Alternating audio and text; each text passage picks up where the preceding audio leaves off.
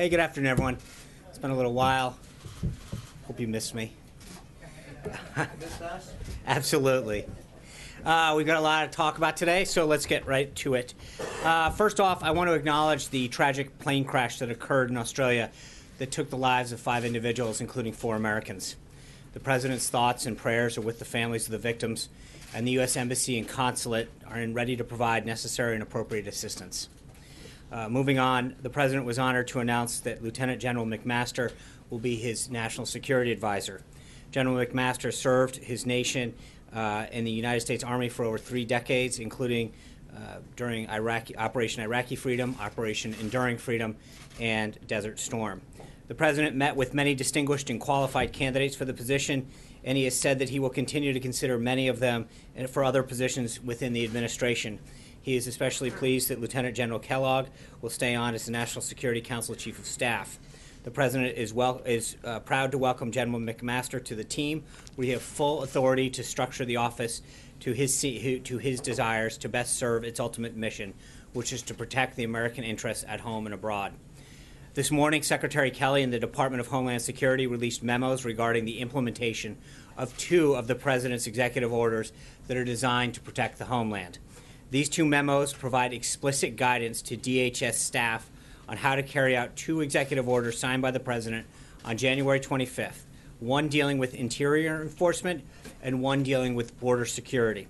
Perhaps most critically, the President is empowering DHS to carry out the immigration laws currently on the books. Of course, DHS gave a full briefing on these memos this morning, but just to briefly summarize a few of the facts. The memo regarding the executive order enhancing public safety in the interior of the United States outlines several practices and policies in order to strengthen the efficient and faithful execution of this country's immigration laws. That includes hiring more ICE agents and officers, as well as additional mission support and legal staff necessary to support their activities. This memo also directs the establishment of the Victims of Immigration Crime Engagement Office within ICE, fulfilling another major campaign promise of the President. This office will facilitate the engagement with victims and their families to ensure that their questions and concerns regarding immigration enforcement efforts are addressed. The memo regarding the executive order border security and immigration enforcement improvements outlines the steps that DHS will take to secure the nation's southern border, prevent further illegal immigration, and to repatriate illegal immigrants swiftly, consistently, and humanely. This includes immediately identifying and allocating all sources of available funding for the planning, design, construction, and maintenance of a wall along our southern border, and hiring of additional personnel, including 5,000 additional CBP border agents. Again, I would refer you to DHS for further comment on these specific memos. There are fact sheets and Q&As on the DHS website that address many of the intricacies and areas within each of these executive orders that you might have questions on. Also this weekend, the President had calls with the President of Panama and the Prime Minister of Trinidad and Tobago. Readouts of those calls have both been provided. The President's team this weekend also had a very productive meeting on the President's plan to repeal and replace Obamacare and ensure that it is replaced with a system that works for all Americans. Back to the President's schedule today, in honor of Black History Month, the President started his day by visiting the National Museum of African American History and Culture. The museum opened last September and has quickly become one of Washington's most visited attractions. The President was joined by a group of individuals that included his daughter Ivanka, Dr. Ben Carson and his wife, Senator Tim Scott, Alveda King, the niece of Dr. Martin Luther King Jr., Museum Director Lonnie Bunch, Dr. David Skorkin, who was the Secretary of the Smithsonian, and as well as others. The President commented several times during his tour about how impressed he was with the museum. Some of the exhibits that he was particularly drawn to included the section on Harriet Tubman, which featured a shawl that was given to her by Queen Victoria in the late 1800s, the section of the museum that featured the courageous contribution of African Americans that have made to the United States military, and the President was particularly pleased by the Muhammad Ali exhibit with the quote, "I shook up the world," prominently displayed.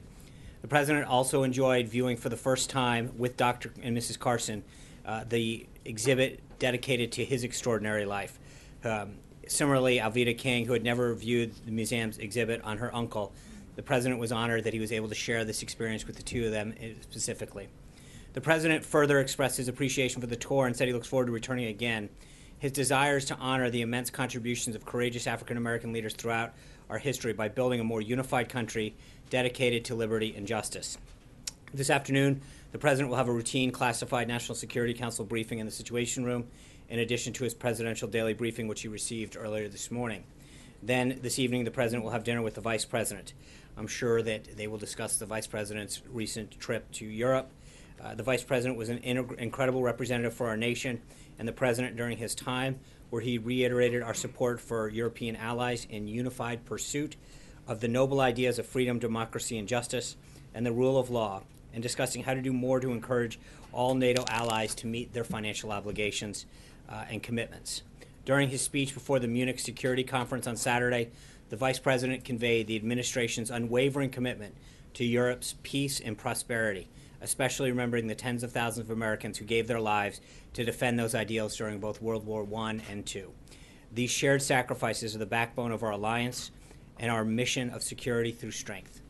During his time in Munich, the vice president also met with 9 world leaders.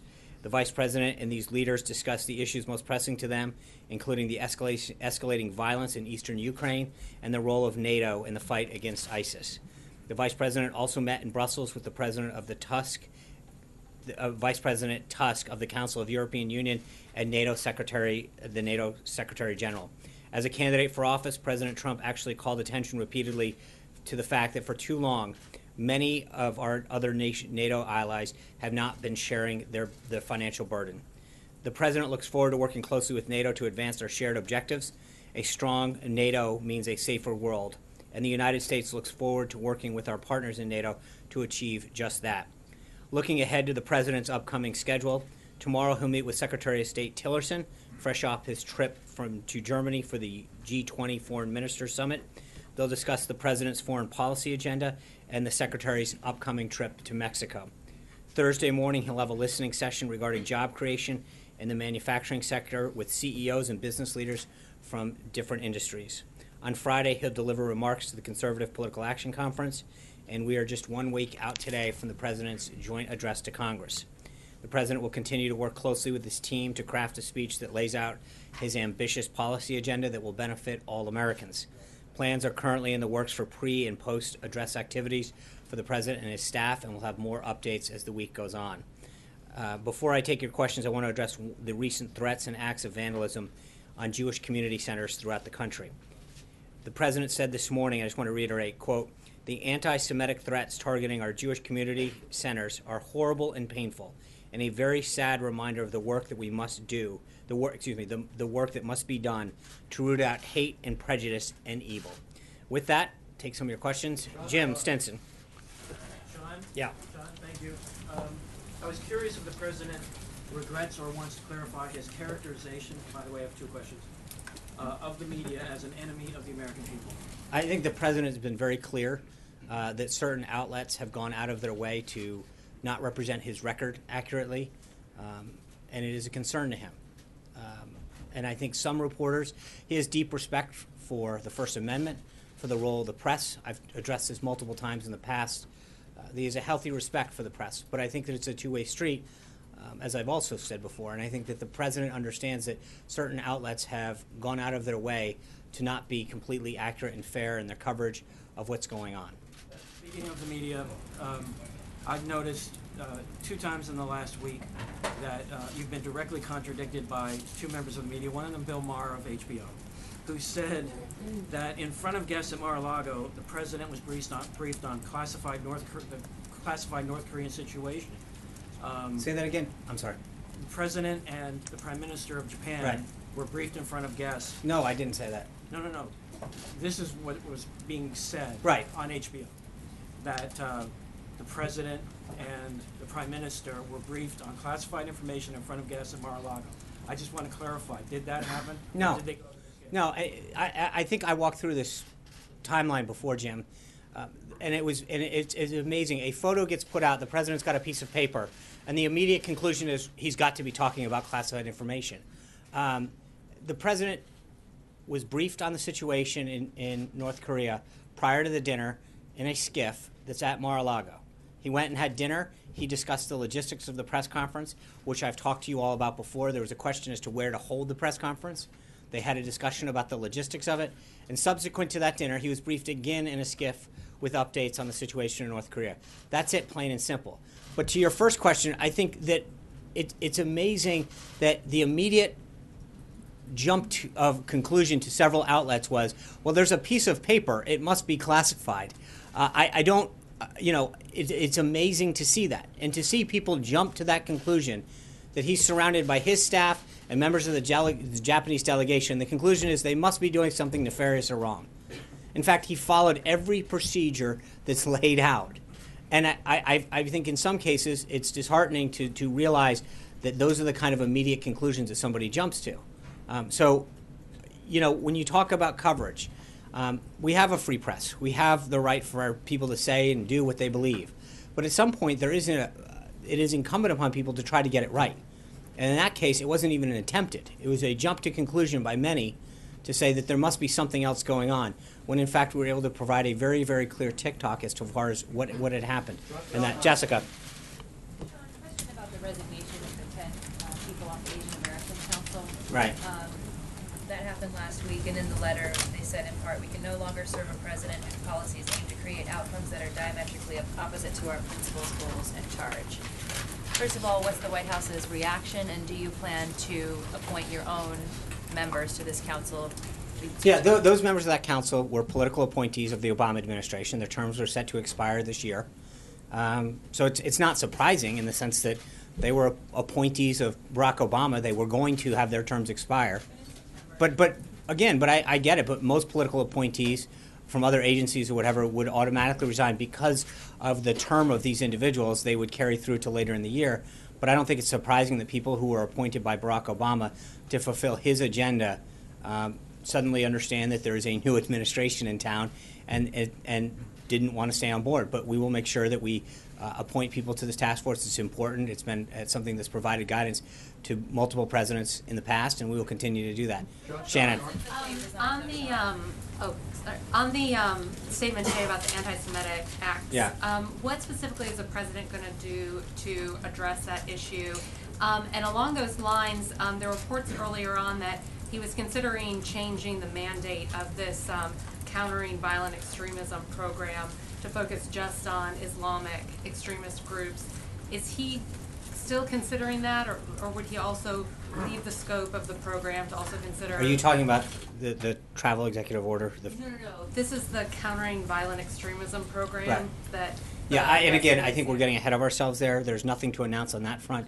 And secondly, to the first part of your question, I think the president's going to do what he's talked about since election night. It's through deed and action.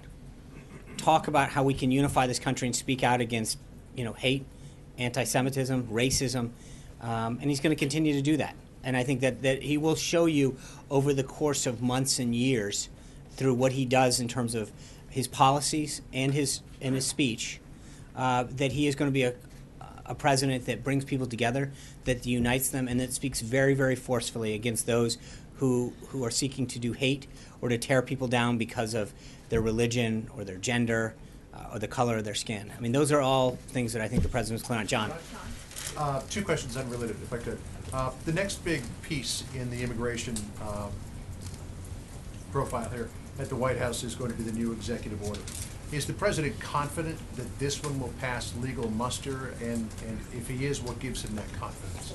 Well, I think I want to be clear that we feel confident that we're still going to prevail on the case, the merits of the case. I think that, as was seen in the case of Massachusetts, once it is fully adjudicated, we will prevail because the authority is granted to the president to do what he has to protect the country. So I feel very, very confident about where we're going to.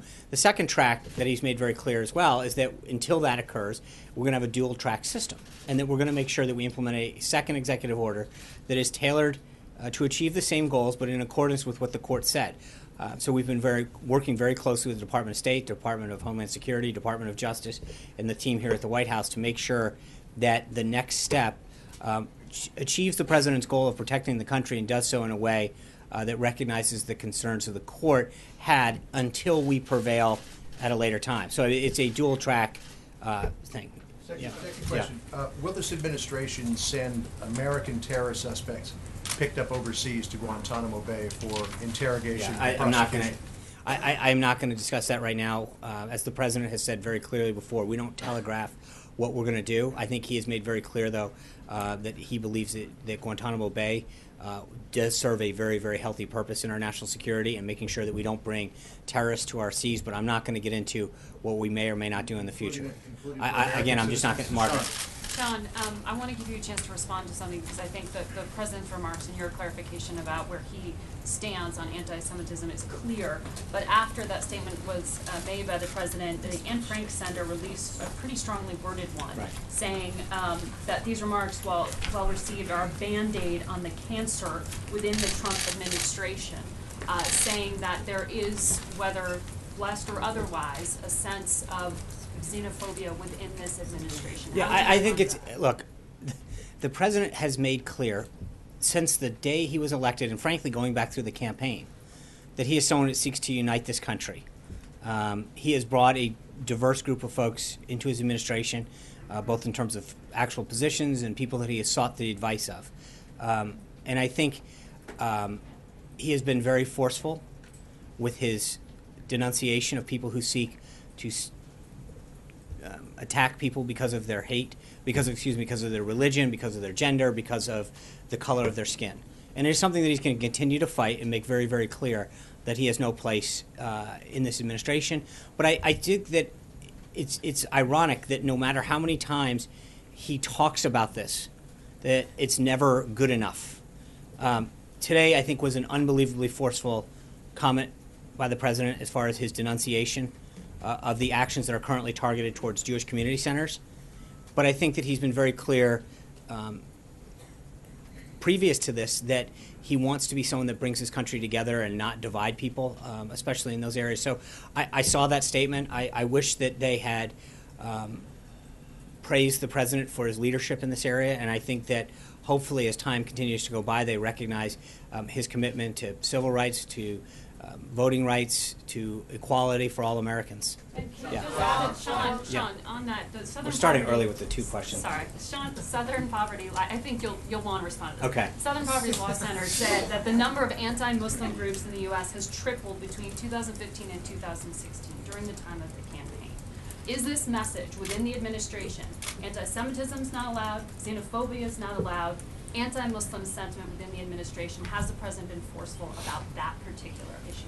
Well, I think that the president, in terms of his desire to combat radical Islamic terrorism, he understands that people who want to express a peaceful position have every right in our Constitution. But if you come here or want to express views that seek to do our country or our people harm, he's going to fight it aggressively, whether it's domestic acts that are going on here or attempts through people abroad to come into this country. So there's a big difference between preventing attacks and making sure that we keep this country safe so that there is no loss of life and allowing people to express themselves in accordance with our First Amendment. Those are two very, very different things.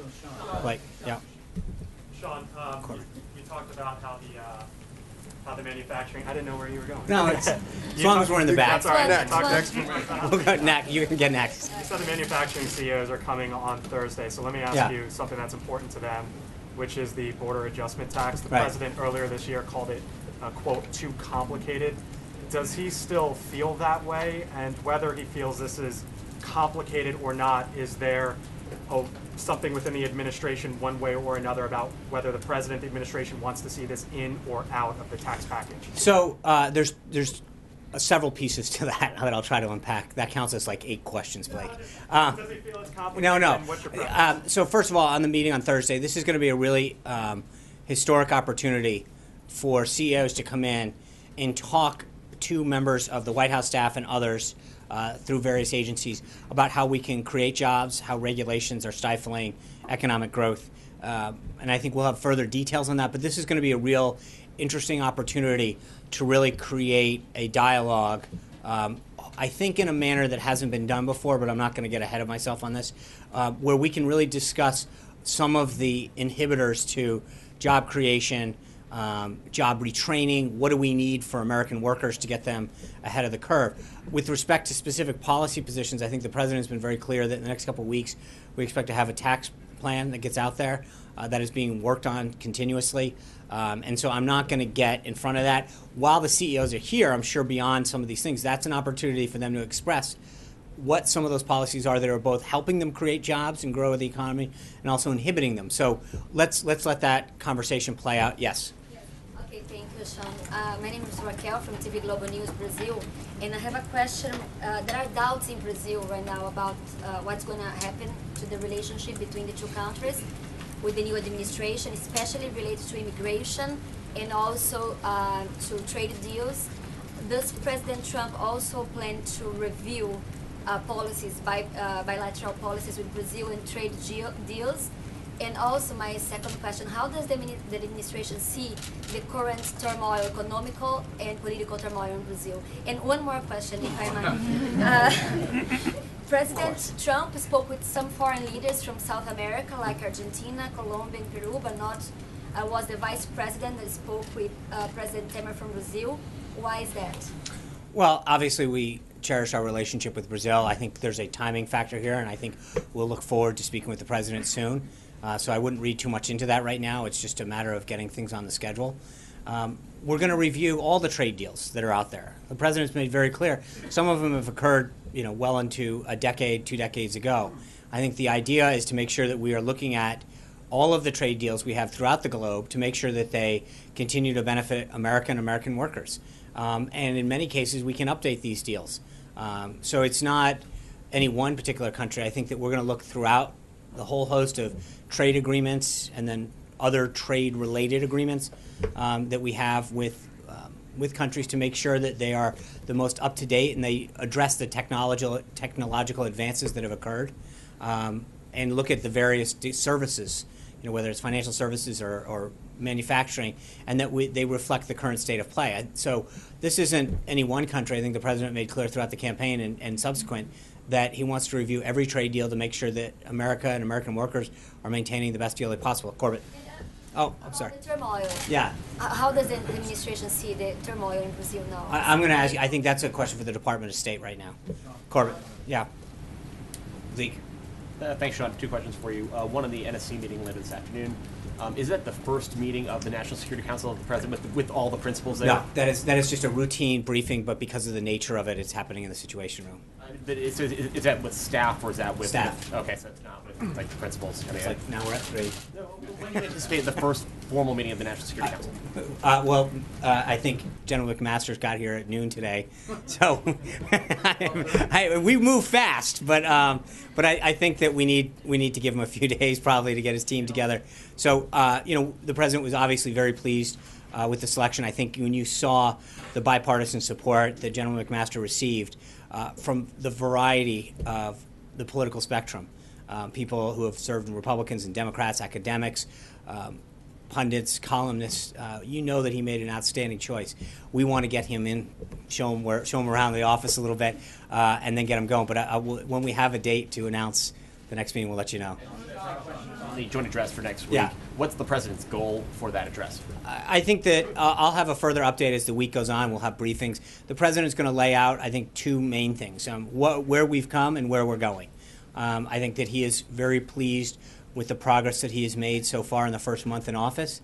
And I think it's an opportunity to remind members of Congress and the American people what he promised them on the campaign trail, what he's done already in a very significant way to achieve and fulfill those promises that he made, but also talk about the challenges that we have as a nation and where we're going. And that's everything from our relationship with other countries in this world to some of the various domestic problems that we face, the challenges that we face in cities, healthcare, education. But the president wants to make sure that the American people have a very clear indication as to where he's taking this country and why he's going to enact the policies he's going to enact. Yeah. George, I'm sorry. Thanks a lot, Sean. Let me ask you a question about the Vice President's European trip. Yeah. I'm curious whether he received any commitments from our European allies to commit more in terms of their financial contribution to NATO. I think several of them. I saw Chancellor Merkel's comments previous to that, noting that they understand that the U.S. is asking for that commitment. Look, we're one of the only countries, there's a handful, that are doing what NATO requires, which is 2% of GDP. Some of them are at 1.2, 1.3, 1.5, and some of them are below that. But we've got to ask them to do what they agreed to do. And I think we've had a very positive reaction from most of these NATO countries that understand that the financial commitment that they agreed to is something that they need to live up to. And I think the Vice President continued to receive assurances, much like the President has through his foreign leader calls, where people not only understand it but are willing to follow through on it. Is it an ongoing process? Of course it's an ongoing. I mean, I think we need to follow up to make sure that that the commitments that they're making on the phone or in person, in the case of the Vice President, are followed up. Dave. Sean, thanks. The DHS memos today, obviously these immigration enforcement efforts cost money, hiring more agents. Right. Do you envision that the current budget is sufficient? Are you going to need to go to Congress? Yeah, I think right now ICE and DHS in particular, as well as CBP, are looking at what this is going to cost and how much in putting a request together, and then figuring out how much can be handled through reallocation of resources and how much we can save maybe in another area, but then also work with Congress. Another subject, different matter. Okay. There was an election record report out today that the president raised more small campaign donations in 2016 than either Hillary Clinton and Bernie Sanders combined. Right. Did he have a reaction to that? Has he seen that? I don't know, and I would ask you to probably go through the RNC for that. That's a political matter that we generally don't discuss. Yeah. John, Yeah. the National Center for Transgender Equality, citing reliable sources, says the Trump administration today will rescind Obama-era guidance requiring schools to allow transgender kids to use the restroom consistent with their gender identity. Will the Trump administration rescind that guidance? Right now, that's an issue that the Department of Justice and the Department of Education are addressing. I would tell you that, and I think that there'll be further guidance coming from DOJ in particular with respect to not just the executive order, but also the case that's in front of the Supreme Court. The President has maintained for a long time that this is a states' rights issue and not one for the federal government. So while there'll be further guidance coming out on this, I think that all you have to do is look at what the President's view has been for a long time, that this is not something that the federal government should be involved in. This is a states' rights issue. Matt? Yeah. In the wake of the Vice President's trip to Europe, there's questions as to the administration's position on the future of the European Union with regard to a number of political movements across the continent, advocating for the disbandment eventually of the European Union. Wanted to see if you could clarify the administration's position on the future of the European Union. I think that the Vice President had great meetings with several European Union leaders and made it very clear to them that we'll continue to work with them and reaffirmed our commitment to working with these nations. I mean, there's no update on that. Cecilia. Thank you. On immigration, on the DHS memo, two parts, if I may. Is one of the goals here mass deportation? No. Not at all. This isn't, look, I think what we have to get back to is understanding a couple things. There's a law in place that says, if you're in this country illegally, that we have an obligation to make sure that the people who are in our country are here legally. What the order sets out today is ensures that the million or so people that have been adjudicated already, that ICE creates a system of prioritization, and make sure that we walk through that system in a way that protects this country. This is consistent with everything the President has talked about, which is prioritizing the people who are here, who represent a threat to public safety or have a criminal record. And all this does is lay out the exact procedures to make sure that that subgroup of people who pose a threat to our nation because of a conviction or a violation of public safety or have a criminal record are adjudicated first and foremost. That's it, plain and simple. So is then, a follow-up to that, is the White House's message today to undocumented people in this country whose only crime is being in this country illegally, don't worry, or you're on No, the message from this White House and from the DHS is that those people who are in this country and pose a threat to our public safety or have committed a crime will be the first to go, and we will be aggressively making sure that occurs. That is what the priority is. If you're, then I think as the look, right now. Cecilia, the President has said multiple times that we've got to look at this issue on a very, very holistic way. And the number one priority, when you look at the scope of how many people are in the country illegally, the number one priority is making sure that people who pose a threat to this country are immediately dealt with. And this is not a small group of people. We're talking close to 1 million people who have already been adjudicated and had their status processed through a formal due process system. And so what we need to do now is to make sure that we focus the resources and the efforts on those people going first and foremost. And the fact sheet and the information that we put out lays that out very, very clearly, what is being done. But for so long, the people at ICE and CBP had their hands cuffed behind them, and when they were going to deal with the mission of their job. The last administration had so many carve-outs for who could be and who couldn't be adjudicated that it made it very difficult for the customs and enforcement people to do their job and enforce the laws of this country. But right now what we've done is to make sure that they have the ability and the guidance and the resources to do what their mission is. And that's it, plain and simple. And the president is consistent with his priority of making sure that those people who pose a threat to this country are the first ones to go. Alexis. On immigration, just to follow up, the president has a carve-out himself for DACA. Yeah. Can you explain the process, expand on what you were saying on Thursday about the process that the administration is taking? Yeah, I think this is and this is what I was basically talking to Cecilia about, which is the president's made clear when you have 12, 14, 15 million people in the country illegally, that there has to be a system of priority. And right now, ICE's priority is going to make sure that we focus first and foremost on that. He's specifically in the guidance, it talks about the DACA and DAPA, unless someone who fits under that program fits into the subcategory, is not subject to what is being dealt with now. Remember, everybody who is here illegally is subject to removal at any time. That is consistent with every country, not just ours. If you're in this country in an illegal manner, that obviously there's a provision that could ensure that you be removed. But the priority that the president has laid forward and the priority that ICE is putting forward through DHS's guidance is to make sure that the people who have committed a crime or pose a threat to our public safety are the priority of their efforts, first and foremost. Caitlin. Okay. Hold on. Let me follow. Yeah.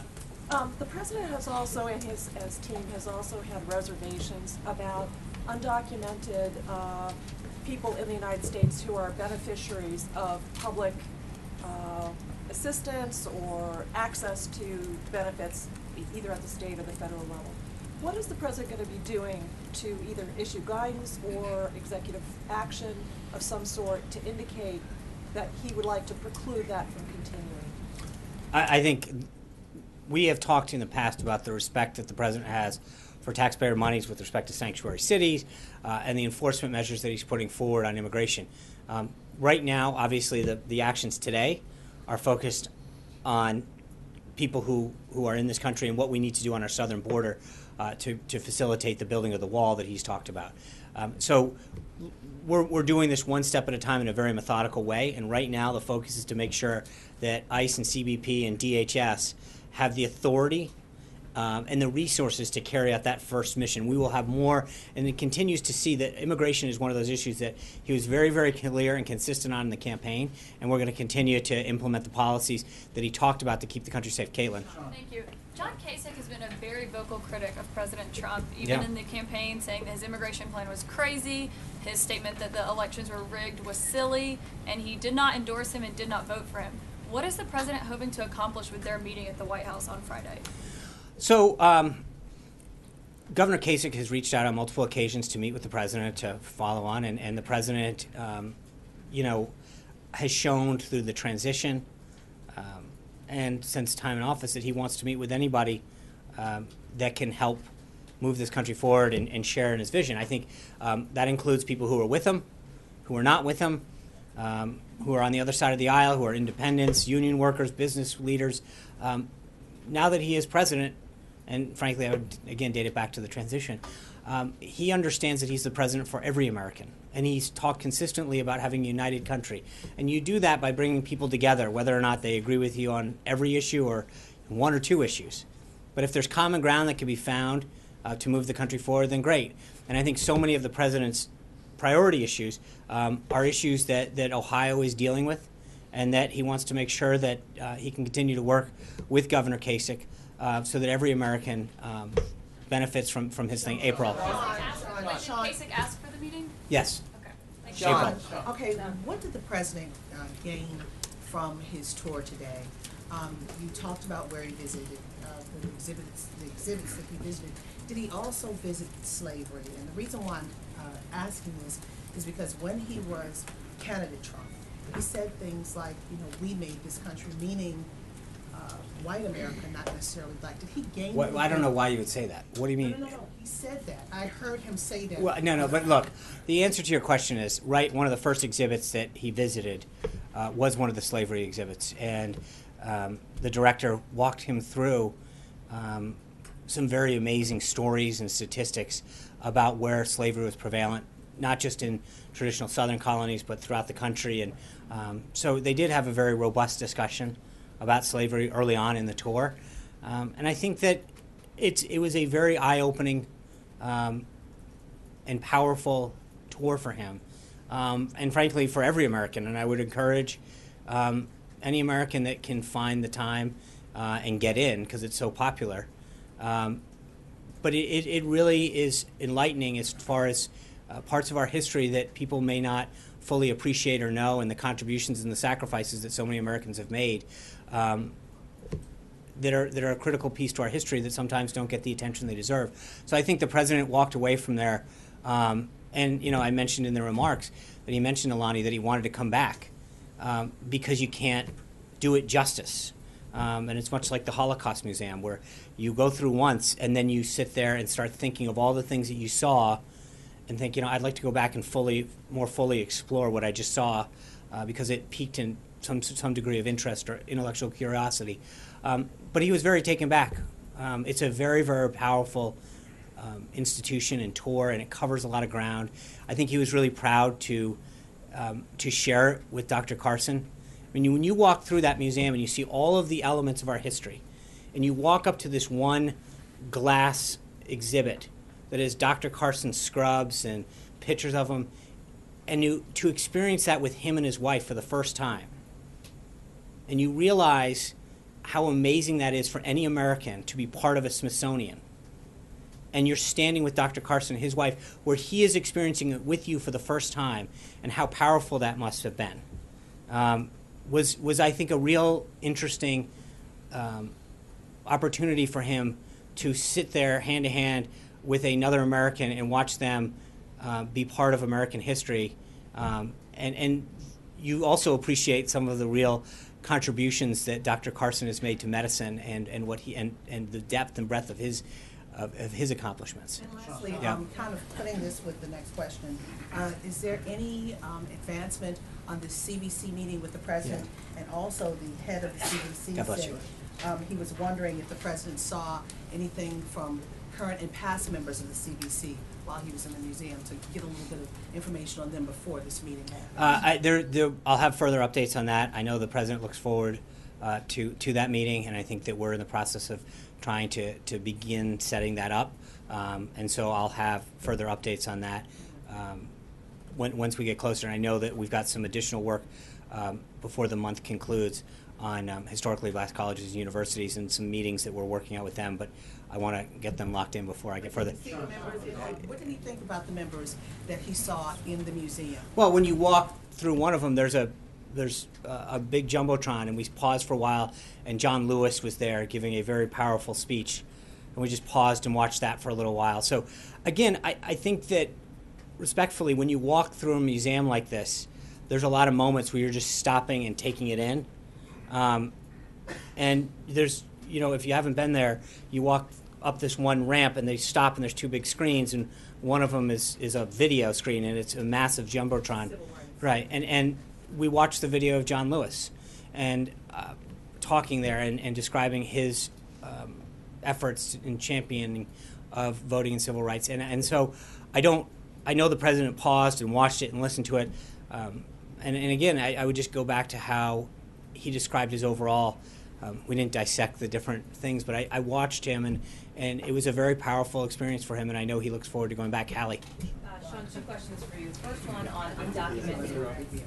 You just made very clear that the president's priority is to deport those who pose a threat to public safety. And I Right. know you're familiar with the case in Arizona of the mother of Guadalupe Garcia de Rios. Is she a threat to this country? I'm going to leave that up to ICE. We don't get involved from the White House to particular cases. That's not. But you're right, and I understand it. But is she a threat to public safety? but Hallie, I think the answer is that ICE determined that she had violated the law in a way that was in accordance with this. Again, we've got to get back to this idea that our job, especially here at the White House, isn't to call balls and strikes and say, well, this person only violated part of the law, or let them go on this. If this was any other subject, if this was tax evasion, we said, well, they really only violated a little bit of, they only cheated on their taxes a little. You wouldn't be saying, hey, should they really be going to prison or should they be getting a fine? At some point, laws are laws. And if people have a problem with a law, whether it's at the local, state, or federal issue, then we should petition our lawmakers and the executive and at that particular branch of government and change it. But our job shouldn't be to figure out, should this individual not have to abide by the law? Should this individual get a pass? If we want to change the law, we've got a very amazing process here in this country to both create and change laws. And so I don't want to comment on the specifics of any one case because I think that then puts the White House in a position of deciding, who is following the law and who isn't, and who should get a pass. The bottom. What you just said, right? A prioritization of cases. No, there's a It seems like difference. it's When two you have contradictory 13 or 14 million people, they're in the country different. I think it's one thing to say prioritize people who pose a threat to public safety, and go after this individual or that individual or whatever. There's no question that you have to have priorities in anything. What do you do first? What do you do second? What do you do third? And when you're talking about 13, 14, 15, potentially more millions of people in this country, the president needed to give guidance, especially after what they went through in the last administration, where there were so many carve-outs that ICE agents and CBP members had to figure out each individual whether or not they fit in a particular category and they could adjudicate that case. The president wanted to take the shackles off individuals in these agencies and say, you have a mission, there are laws that need to be followed, you should do your mission and follow the law. And for specific cases, I would refer you to ICE in particular and do that. Hold on. Hallie's on number 2. 13, 14 million number. Where did you get that number? Glenn, it's Hallie's turn. You please not interrupt her. I'm sure it's. Do you want me to take that now? No. I think I'm not going to allow you to be interrupted. So the second question is on the anti-Semitism Yeah. comments that you referenced from the podium. The president made very clear. You said, though, that he has taken opportunities in the past. Just last week, though, right, he had the opportunities to deliver a message to the American people about anti-Semitism. He made very clear he was not anti-Semitic, and he was, in fact, insulted by that. But as far as a broader message to the American people, he declined to offer one. Is the president comfortable with his obligation as the leader of this country to deliver that kind of broad and forceful message to Americans? And if so, why didn't he do it sooner in the case of these attacks? Well, I think the idea, Hallie, that he has, and I think there's a point at which he talked literally on election night about uniting this country and making sure that all Americans lift up. And every time there's an instance, it's interesting. I mean, I get a question, is he going to denounce this one? Is he going to denounce this one? At some point, the question's asked and answered. He has stood very forcefully against... What are you? I mean, I'm asking is he's comfortable with his role as the person who needs to be delivering a broader message to Americans, not denouncing it, which he did right, clearly and I say. think that he is very comfortable and understands that as the leader of the free world, the president of this country, the commander-in-chief, that he has an awesome responsibility to make it very clear where we're going as a country and what our values are, and that he has spoken very forcefully that we don't stand for this kind of behavior, and words, and tolerance, that we are a country that should bring people together, and that we shouldn't tolerate people who are hating on individuals because of their gender or because of their religion or the color of their skin or a variety of other things, but that there's a point at which it's asked and answered. And I think the president has been very clear over and over again, going back through the campaign, the transition now, that that's the kind of president that he wants to be. That's the kind of country that he wants to lead. Trey. Thanks, Sean. Following the DHS memos this morning, the ACLU said the courts won't allow these orders to become a reality. How is the administration preparing for another potential legal battle? And do you have any response to the ACLU? Well, I think we have done a phenomenal job of working with the various departments, particularly DHS, DOJ, State, and through the White House staff to make sure that we are well within any concerns that the court might have. And as I mentioned, I think it's important to continue to emphasize, we feel as though the first one did that as well. And we were vindicated several times in the court. We have an issue with the Ninth Circuit, and I think we'll overcome that ultimately on the merits. But in the meantime, a dual track is something that we wanted to pursue to make sure that we do everything we can, as I mentioned before, to keep the country safe. Yeah. Thank you. Sean. Yeah, sure. Yeah, thank you. The Australian foreign ministers here today meeting the Vice President. I'm sorry, say that. The Australian Yeah. foreign ministers meeting the Vice President today and also the Secretary of State tomorrow. I guess we can assume that the US-Australia refugee deal will come up. Now, last time we spoke, the President was still considering and reviewing the deal. Can you just update us on Yeah, what I'm the going to current wait. We'll have a position is? readout of that. Yep. Okay. Just Of finish course, the everyone question. gets to. Yeah. If you could just update us on the current position on the deal, and also given that recent exposure on the President's distaste for it, will Australia be expected to return the favour? Look, I would wait. We'll have a readout after that call as far as what they discussed. But I've got nothing. I don't want to get ahead of the Vice President's meeting with either Secretary of State or the Vice President. Kristen. Thank you. I have two questions. One on the immigration and refugee executive order that we're expecting in the coming days. So that it withstands legal challenges, can you tell us what the language might look like as it relates to Syrian refugees? I appreciate the effort, but but when we have it ready, we'll get it out. And I think part of this is, excuse me, I appreciate the second try, but we're not ready to announce it. And part of it is that we're making sure that it is completely ready to go. And so when we have that, we will get it out to you. And the reason that we haven't announced it is it's not ready to be announced. I want to try one more on the comments that the President made today about anti-Semitism. In terms of the timing, obviously he was asked about it. Right. But they also came after his daughter, Ivanka, sent out that tweet. Has she counseled him? Was she one of the people saying it's important for you to forcefully announce this? Why I today? think because the President was visiting the African American Museum, he wanted to make it very clear. I think it was very powerful that while there and while understanding the struggles of so many, and we talk about how, one of the beauties of history is that we don't repeat itself. And I think that when you're at a museum like that and seeing the struggles that so many Americans faced and overcame, that you want to remind people that there is still issues that our country is grappling with, and that there is no place for that hate and for that language. And I think, as I mentioned, it was a very powerful opportunity for him to say that and to make clear again what his opinions were. Sarah. Regret not doing it last week, Sean? I'm sorry? Regret not. No, I think this the comment President was last very clear. That was a very, I think, as I mentioned to Hallie, he has discussed this over and over again. I think there's a point to which his position is abundantly clear. His attempts and his desire and his rhetoric to unite the country has been expressed over and over again. Sarah. Thanks, John. The New York Times is reporting that Trump's budget director is preparing a budget that eliminates the Export-Import Bank. But several lawmakers, including Senator Heitkamp, have come out of private meetings with President Trump and said that in those private meetings he expressed support for the export bank. So which is it? Does he support XM or does he support eliminating it? Well, I can confirm that the OMB director, the budget director, is working on a budget.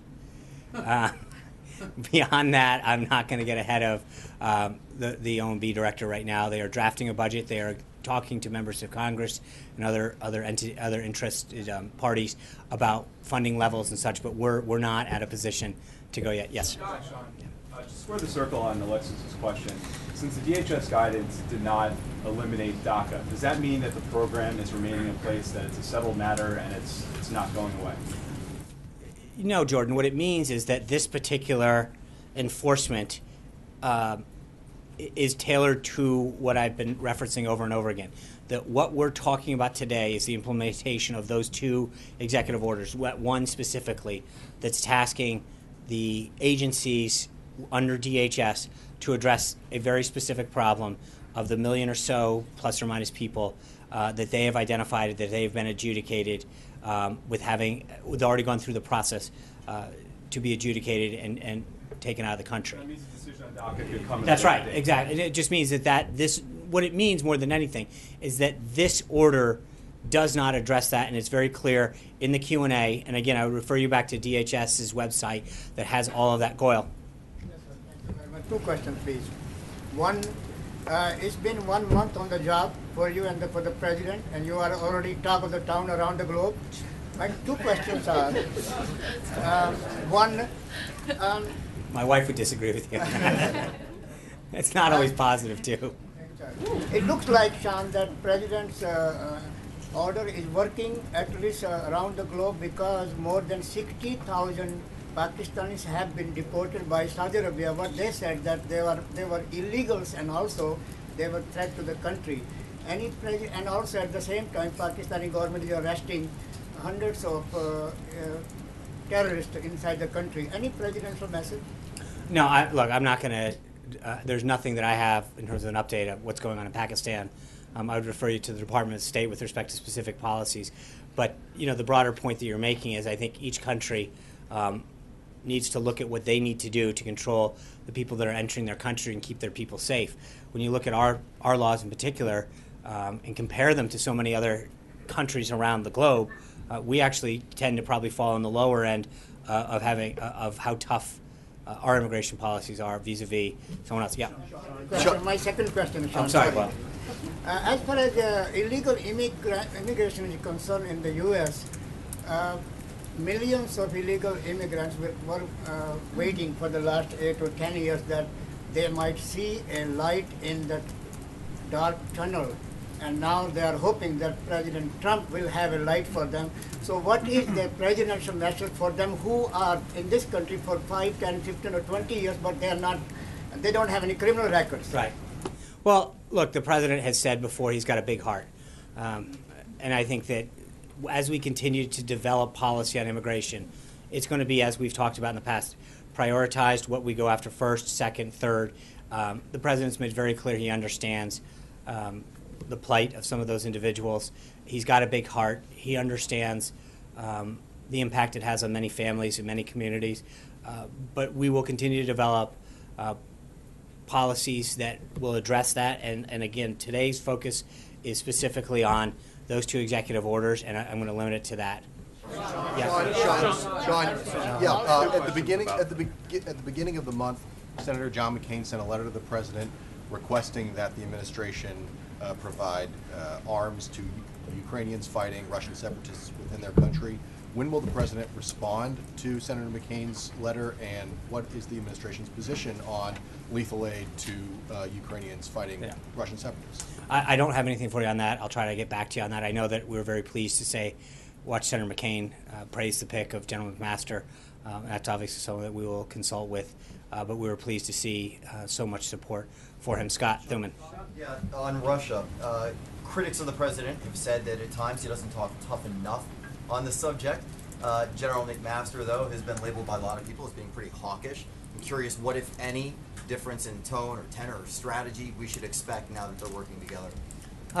Well, I think, as I mentioned a couple times, I think there is widespread praise for General McMaster and his understanding and command of national security matters, foreign policy matters. He's going to be a great asset to the president's national security team.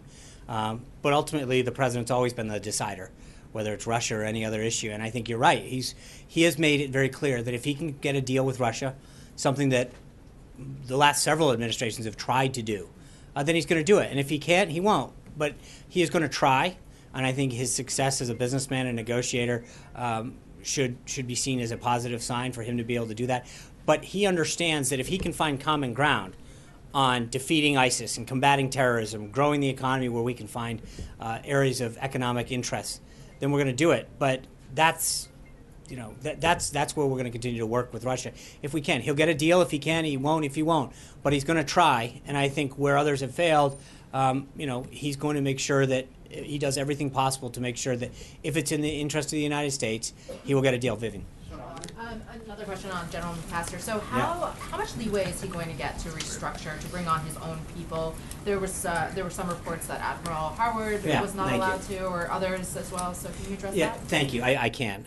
He will have 100%. The president has been very, very clear with that. He is the national security advisor, and he will have whatever he needs to implement a successful team. But, you know, with respect to Admiral Harwood that you brought up, Admiral Harwood made it very, very clear that he wanted this job. He would love to take it. He was impressed with the team. But during the course of discussions, it came up and he said, before I continue with this discussion, I need to address some financial and family concerns. He went back, he came back to us and said, I am unable to continue the discussions because of there's some financial concerns and some family issues that we have. I spent 40 years serving this country in the United States Navy. I talked to him again Saturday night. He said if there's another opening in a year or two, I would be honored. I am so impressed with the team that's there. And I would urge people to actually talk to him. He was so excited about being part of the team. He was available to as many reporters as he could take. We gave out his information, his contact information. And he's been very clear. He wrote a letter to the president prior to first thing Tuesday morning. He was in the UAE. He sent the letter over, and we had it first thing in the morning, where he said, because of family concerns, because of some financial constraints, having served this nation for 40 years, I can't take this job. But I'm unbelievably impressed. All of the rumors about, you know, the discretion that he would have over staff or any other thing were 100% false. He's made it clear that he would love to serve in the future, that he was impressed with the team, that he wanted to do this. There were just some constraints financially and family-wise that come with or after having served 40 years in the military, and some sacrifices, both financially and family-wise, that he had to make. But, you know, I've talked to him several times. I know the team has talked to him. But ultimately, the president was very, very impressed with General McMaster. He'd always been one of the individuals that he thought stood above so many other folks. He was impressed with the entire list, John Bolton and others. But so many people had spoken to him. General Mattis, Tom Cotton, other senators really praised General McMaster's command of the issues, his management, his style, his understanding of the geopolitical landscape. And I think that's why you saw such amazing, widespread, bipartisan praise for him, and why he will be such an asset to the national security team. So ultimately, we ended up with the best choice, and I think that's going to benefit not just this administration but our entire nation. Can we expect him to target anyone else to the top level, any senior people at the NSC? Can we expect that he may replace any others? I can't be any clearer. I think that we've got an amazing team. He's been impressed with them. But the president has, as he did with other candidates, told them that they would lead the team and that he would have the discretion. Jeff? Just wanted to follow on that. You said that he has the full authority to structure his office as he sees fit. Does that extend to the principals committee as well? After he comes in and takes a look at the whole apparatus, if he advises the president that he would prefer not to have the chief strategist as a member of the principals committee, would the president... I think the president has made clear to him, as I said to him, he's got full authority to structure the national security team the way he wants. Obviously, it's something like that. He would come to the president and make that recommendation. But the president would take that under serious consideration. I don't want to go ahead with this person or that person or structure, but the president made it very clear with him and the other candidates that they had 100% control and authority over the National Security Committee. Thank you, guys. I'll see you tomorrow. No, he will stay on. He will stay on active duty. No, he will stay on. He will stay on active duty. That was the case in with Powell and I think some other folks. So one more clarification just before you go. So when the new EO comes out, you won't rescind the original one. That's You'll correct. leave it in place. Yes. Thank you, guys. Are you referring those attacks to the Justice Department, the anti-Semitic attacks? All right, that was Sean Spicer with his White House press briefing. It's been almost